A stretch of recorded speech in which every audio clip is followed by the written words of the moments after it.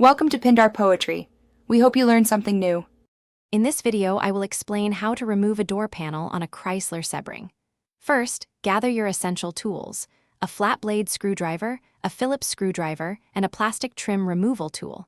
Begin by locating the small plastic covers in the door handle and the pull cup.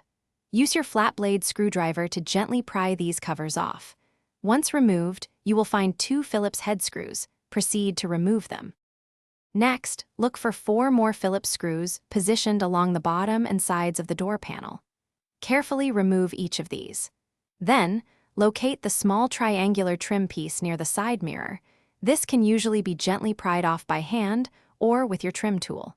It's crucial to ensure all these fasteners and trim pieces are completely detached before moving to the next step.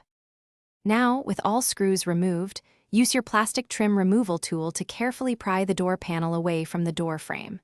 Start at an edge and work your way around, gently releasing all the plastic clips that secure the panel.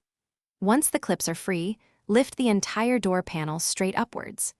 This action will disengage it from the door lock knob and the top channel of the door. With the panel lifted, you'll need to disconnect the door handle rod. Simply pop up its retaining clip and pull the rod free.